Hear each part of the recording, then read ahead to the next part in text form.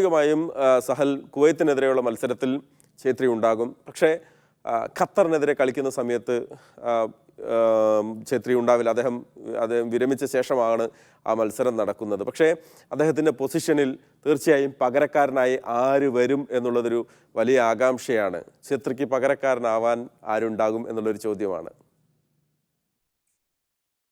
അത് എല്ലാരും ചോദിക്കുന്ന ഒരു ചോദ്യമാണ്, ഛേത്രി കഴിഞ്ഞാൽ പിന്നെ ആര് എന്നുള്ളത്. അപ്പോ അതിന് അറിയാലോ, നമ്മളെ നാഷണൽ ടീമിൽ ആ സ്ഥലം കിട്ടണമെങ്കിൽ നമ്മൾ ISL ക്ലബില് അടിപൊളിയായിട്ട് പെർഫോം ചെയ്യണം. പക്ഷെ ആ പൊസിഷനില് നമ്മളെ ക്ലബുകള് എന്തായാലും ഫോറിനേഴ്സിനെയാണ് കളിപ്പിക്കുന്നത്. അപ്പോൾ ആ പൊസിഷന് കണ്ടെത്താനും ആ ഇന്ത്യൻ പ്ലേയേഴ്സിന് ആ സ്ട്രൈക്കർ പൊസിഷനിൽ കളിക്കാനും ഭയങ്കര മിനിമാണ് ചാൻസ്.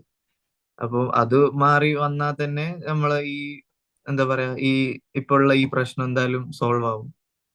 അപ്പം എന്തായാലും ഛേത്രി ഛേത്രിഭായി വിരമിച്ച് കഴിഞ്ഞാൽ ആ പൊസിഷൻ എന്തായാലും വേറൊരു പ്ലെയർ വരും എന്നാണ് വിശ്വാസം. അത് എത്രയും പെട്ടെന്ന് വന്നാൽ എത്രയും പെട്ടെന്ന് നമുക്ക് ഇന്ത്യൻ ഫുട്ബോളിൽ നല്ലതായിരിക്കും. സഹൽ, കോച്ചിൻ്റെ പിന്തുണ എത്രത്തോളം ഉണ്ട്? കാരണം അദ്ദേഹം വലിയ ആത്മവിശ്വാസത്തിലാണ്. മാത്രമല്ല വലിയ ഹാർഡ് വർക്ക് ചെയ്യുന്ന ഒരു കോച്ചാണ്. നമ്മൾ തന്നെ അദ്ദേഹത്തെ നോക്കി കാണുമ്പോൾ അറിയാം, അദ്ദേഹത്തിൻ്റെ ചിത്രങ്ങൾ അല്ലെങ്കിൽ അദ്ദേഹത്തിൻ്റെതായിട്ടുള്ള സ്റ്റേറ്റ്മെൻറ്റുകൾ, ഇന്ത്യൻ ഫുട്ബോളിൻ്റെ വളർച്ചയ്ക്ക് വേണ്ടി അദ്ദേഹം ചെയ്യുന്ന കാര്യങ്ങളൊക്കെ. കോച്ച് എത്രത്തോളം ഒരു വലിയ ഊർജ്ജമാകുന്നുണ്ട് നമ്മുടെ ടീമിന്? അതെ, തീർച്ചയായും.